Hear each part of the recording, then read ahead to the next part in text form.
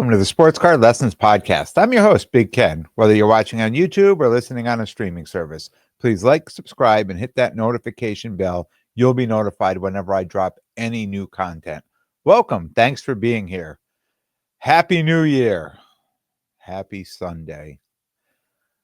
Quick shout out. Thank you, Jordan at Zips Cards on the last episode. A great episode. I know it was a little long, but I still think it was a great episode. If you missed any part of it, definitely go back and give it a listen. Welcome today. This is episode number 250. Who would have ever thought when I started this that I would hit 250 episodes? This is the season 5 finale. And just a little programming update. I'm going to be switching it up. I know I mentioned this, and I know I keep making you wait, but I'm going to be switching this up a bit for season 6. You're still going to get a regular episode every Sunday and Monday, but the midweek episode is going to be a little different. I'm going to give you more details on the next episode because I'm still putting it all together. But this week, there will be no Thursday episode. I'm going to take the time this week to get all that put together. So the following week, you will get, which will be episode 2 of season 6, right? So episode 1 will come next Sunday. So no Thursday episode. And then 1 week from Thursday, you'll get the new midweek format episode. It's been in my mind for a while. I think it's going to be exciting. I hope it is. I think everybody's going to like it. 250 episodes. It's tough coming up with new ideas, for every episode. So it's going to be just a little bit that. I know I'm keeping you waiting, but it's going to be worth the wait. Trust me. This weekend, I was able to get a table at the Enfield show, local show here in Connecticut. And I'll talk about that show in a few minutes. But first, I wanted to share some of the cards I got back from PSA. So it was interesting how, I've been waiting so long, and I've been talking about waiting so long on getting these orders. I had an order from October. It just sat there forever. And then within 1 week, right, it went from grading to assembly to your order has been shipped, and I already got it back. So I'm thinking somebody on their end just didn't update where these cards actually were in the process, and I'm hoping that's going to be the same for my other 7 orders I have sitting there. That some are in research and ID, and some haven't or just saying received but not checked in yet. So I'm going to share some of my cards I got back from them. I'm not going to bore you with every card that came through, but I'm going to share some of the highlights. So this first card is interesting because it came out of a hanger box, and I bought these boxes because I was selling them to somebody else who was going to sell these, who sells wax. And then after I bought them, they're like, no, I'm not interested. And I got this. I sold all of them off except for 1 box. And finally, I'm like, you know what? I'm just going to open this thing up. Nobody wants this last box. It was the Topps Chrome basketball. And out of that 1 box, I ended up pulling this auto. It's a Derek Lively Future Stars autograph. And the card was in such good condition that I decided that I was just going to add it to the grading and send it in. And it came back at 10. Not an expensive card by any means, but probably a card I may hold on to for a little while and see what he does as a player. These next 2, they're both the same. They're the Panini Instant. They were the rated rookie retros, the Caitlin Clark. So I ended up getting 2 10s. I had try to get those even. I had 5 of I ordered 5 of these cards. I got 2 10s and 3 9s.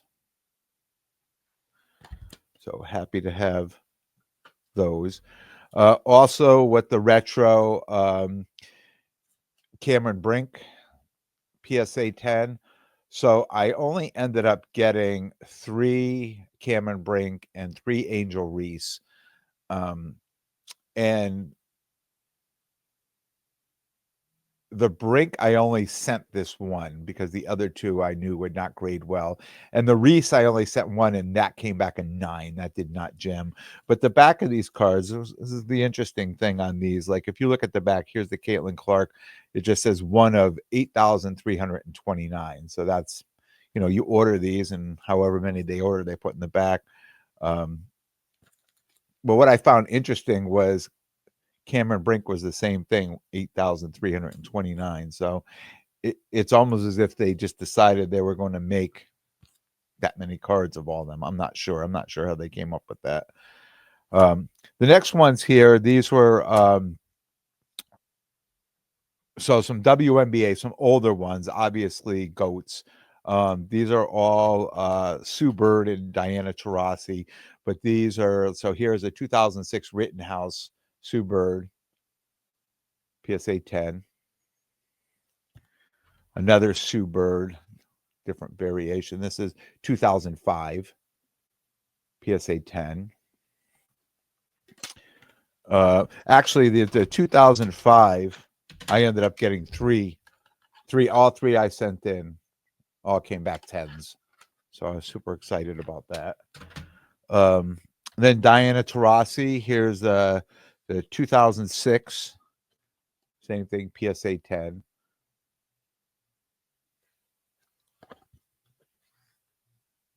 (2005). So actually there's 2 of these. 2005, 2 PSA 10s. And the last one here, which is probably one of my favorites, it's the 2005 Rittenhouse. It's an on-card auto, Diana Taurasi. This came back. So all these cards came back 10s, except this one came back a 9. But still, just a really, really a super nice card with the on-card auto on it. So I'm excited. I was excited. I mean, I think they did pretty well. I think it took a long time to get back. And I'm sure these cards weren't easy to grade. I mean, they're older cards, but I'm happy they took the time and they got 10s. See that? I'm giving them a compliment. And also another card I'll share with you, pickup I just got back is a Topps Chrome, the Kiki Rice Gold Wave Auto. It's numbered to 50, and that's also a PSA 10. I'll hold that one up. So just another great card that I was just able to find. And like most of us, we have our searches on eBay and stuff starts popping up, and a lot of negotiation on some of these cards, right? To get the to try to get the obviously the best deal we can. But when you find cards like this, like a Gold Wave Auto, PSA 10 number to 50. I mean, it's to me, that's just an exceptional card. That would be a card I would want. You can find a lot of like a refractor, an X-fractor, and things like that, but stuff like this, I mean, it's hard to find. These cards, especially from Topps Chrome, the 2022 year, that gem. So I'm super excited to get that. I started thinking last week the amount of the Juju Watkins and the Kiki Rice cards that I have, knowing that they're not even draft eligible. So Kiki Rice in 2026 and Juju Watkins in 2027. But both really completely different ends of the spectrum as far as pricing on their cards, right? So, Kiki Rice, not the next draft, but she'll have a whole other year in college before she's draft eligible, right? And Juju has 2 years of college, but Juju's cards are, a lot more expensive than Kiki Rice cards. And it just gets me thinking, like, where do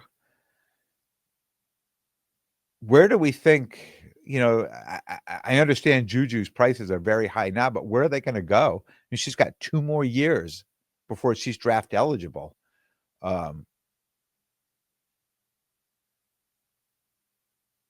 Is it possible for her cards to keep going up over the next 2 years? I mean, when we watched Caitlin Clark's stuff, I mean, her buildup was her senior year, right? It was the end of her junior year. It was the NCAA, March Madness, with Angel Reese that kind of got that fire going, right? With the rivalry between the two of them. But then the following year, like we understood Caitlin was a player, like she could play. And her prices were just soaring, right?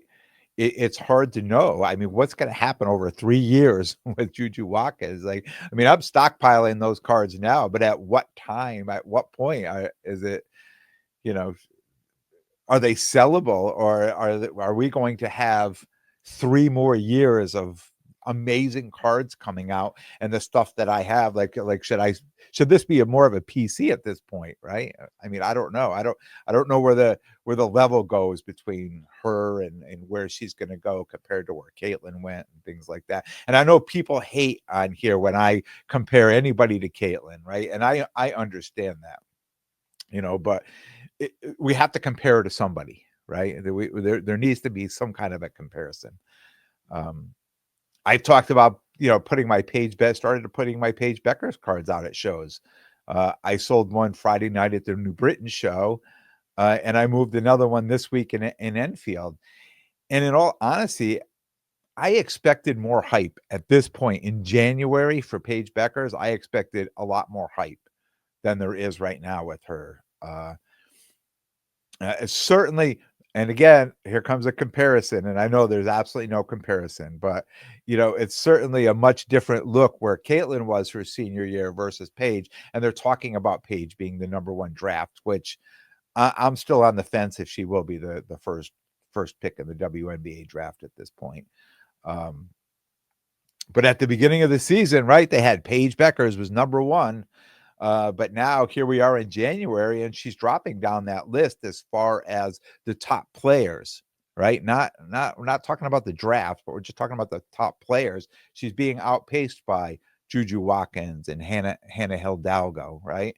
I mean, I know Kiki Rice is not outpacing her by any means, but she plays for USC. They're the number 1 team in the country right now, and she's a star player on the number 1 team in the country. So I think right now, this is the stretch where I need to sell the Paige Becker stuff, and start moving it. I don't, you know what? I don't want to say, make a mention, like I don't want to be stuck with it, right? Because I really don't think I would be stuck with it, but I want to move it when the price is right. I've had the luck over the years, and I say I call it lessons learned, right? Where I've held stuff for too long, and then the price, thinking that there's still another level, that the prices can go up another level, and then they don't, and then I'm actually selling it lower than what I could have sold it for.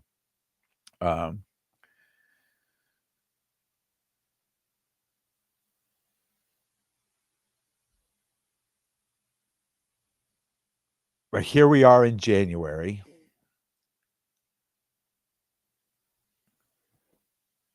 We know we're 2 months away from the NCAA tournament.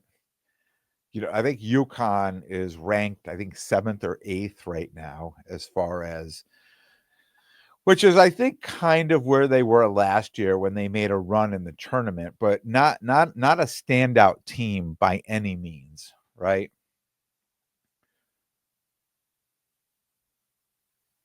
So definitely, I think it's a good time for me to start moving the Paige Beckers.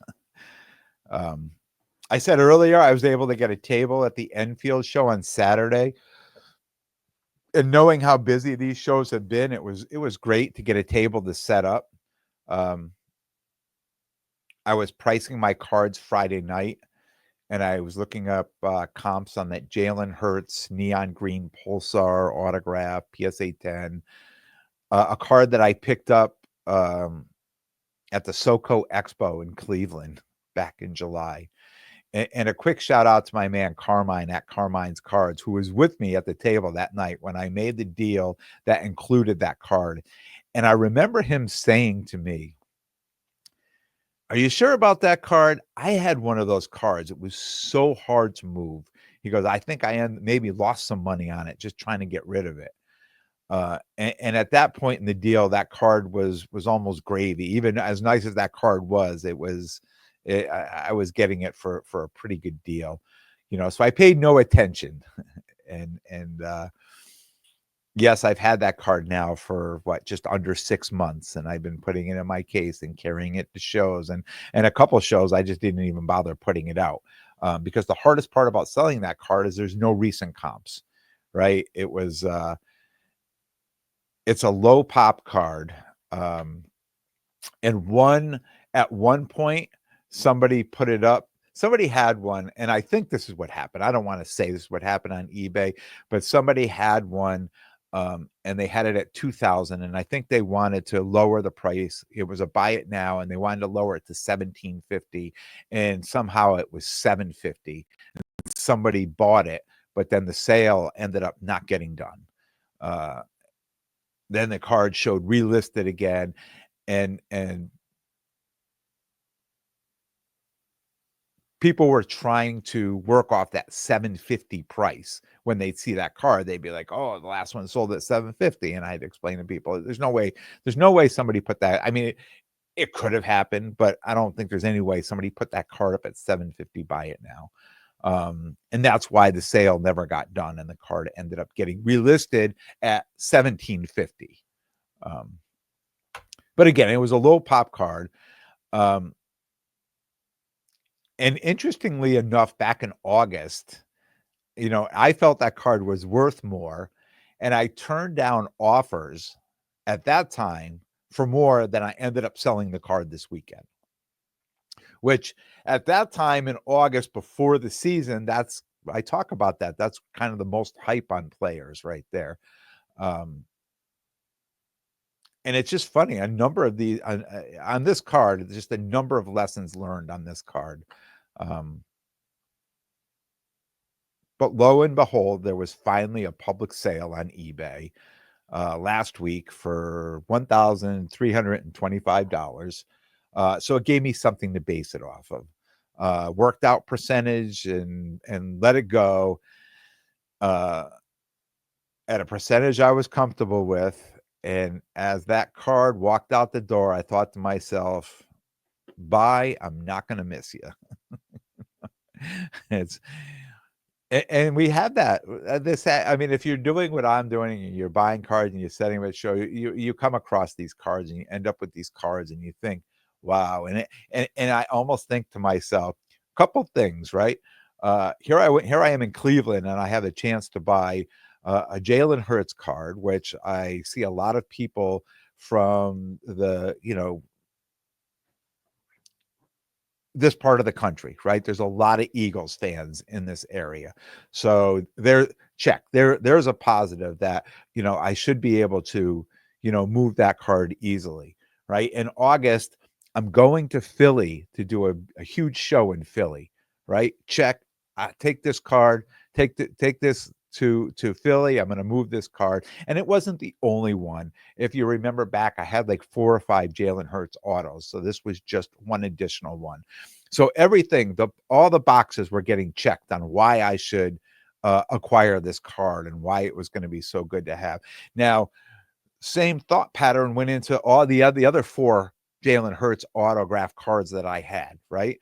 And those all sold pretty quickly because they were more liquid. They were nicer cards, but there was something about this green Pulsar that turned people off, even though I felt that was the best card. I mean, here it's a color match, right? Oh, this is out of all the cards, this should be the most expensive card. and it was the one that ended up being a thorn in my side, right? Lessons learned on that.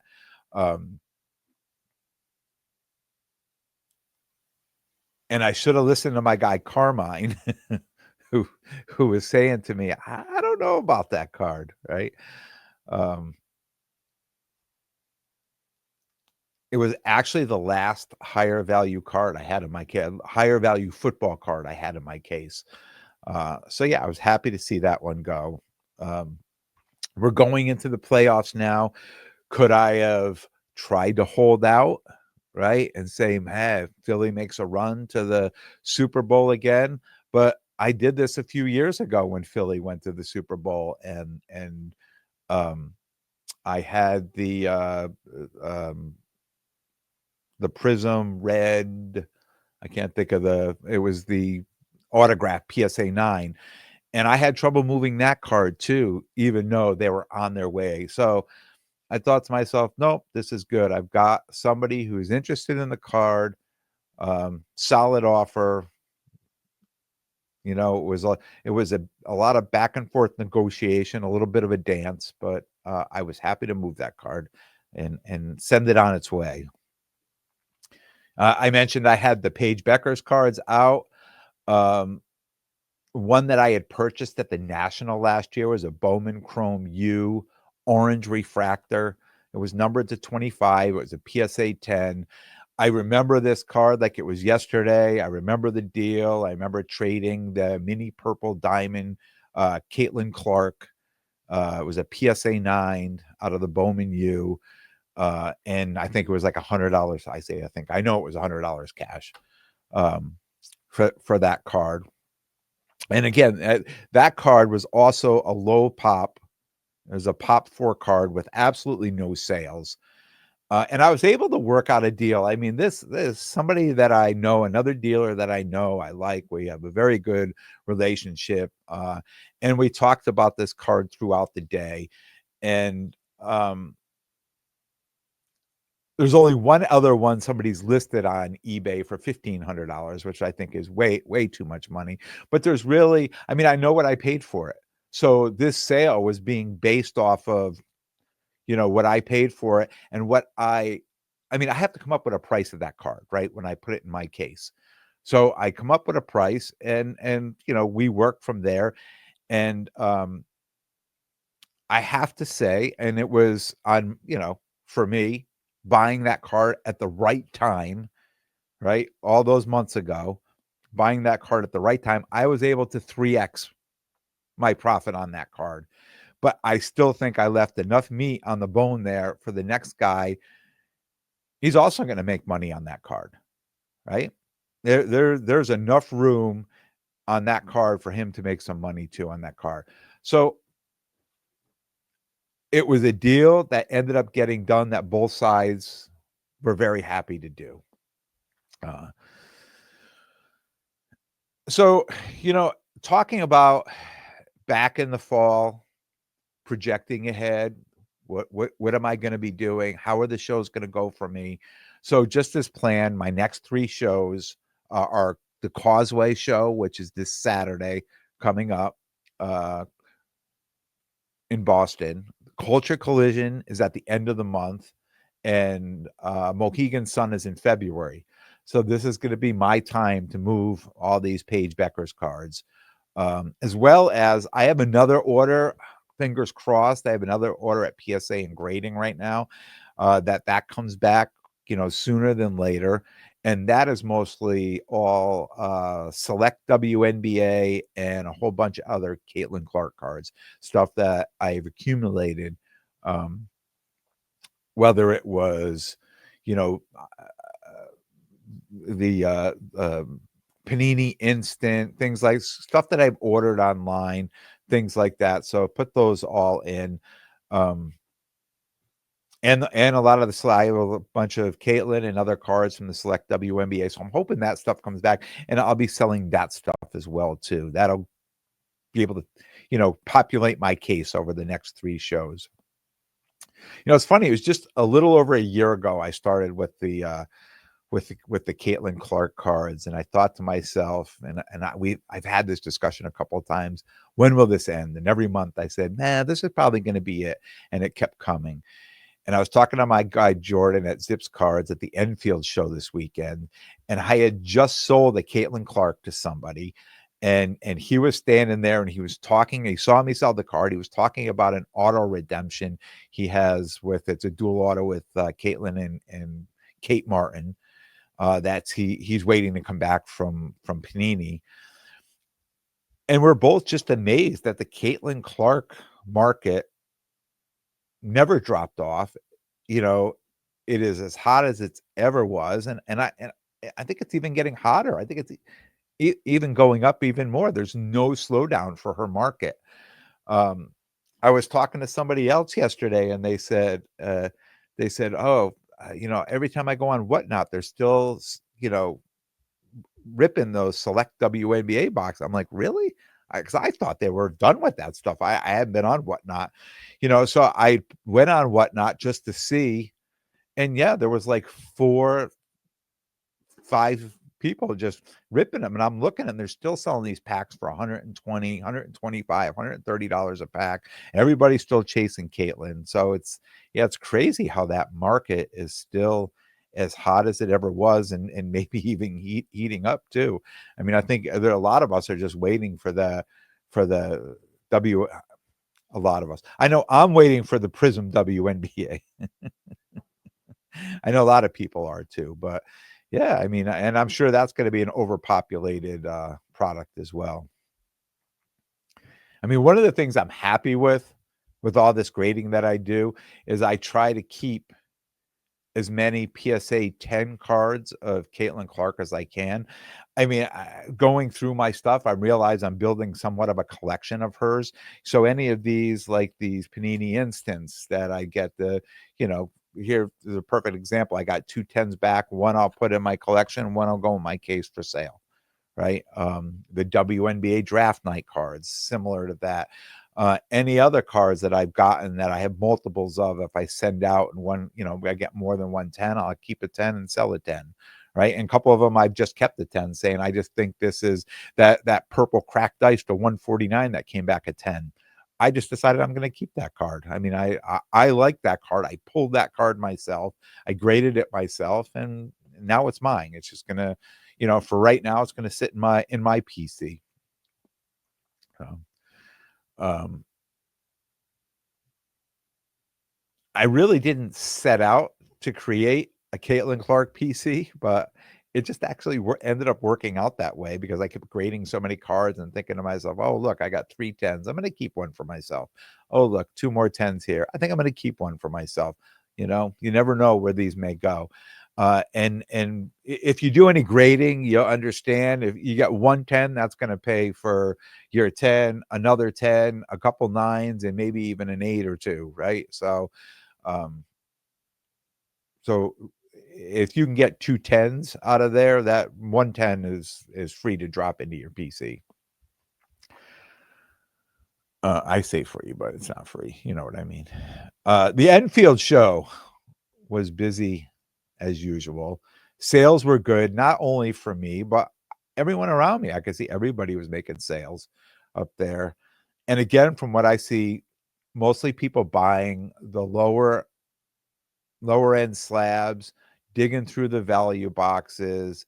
I bought a case of one touches, and I've been putting a lot of cards in one touches and, kind of sprucing them up. And people have been buying those as well. Um, is higher end stuff selling? I know I sold the Hertz card and I sold that Page card. So, I mean, I think, the higher stuff selling too. Not the lane I'm jumping into right now, but I think there are people in that lane. I think if you're in the lane to buy higher end stuff, I think there's really good deals to be had. But what I see missing in most of these shows, are like rookie Patrick Mahomes cards, like stuff like that. And people show up, even other dealers show up, You know, they come over, they look in the case and they say, any Mahomes rookie cards, any Brady rookie cards. Like there's specific cards that people are looking for that they're just not finding in these cases. And when you do see them in the case, you know, they are, you know, priced quite high. So, curious to know what the shows look like where you are at. You know, I'm here in Connecticut. I've talked the last couple of weeks. This is my third show with really good foot traffic, and I'm seeing really good sales. Um, are you seeing the same thing where you are? I mean, are the shows as good? Is the foot traffic good? Are people spending money?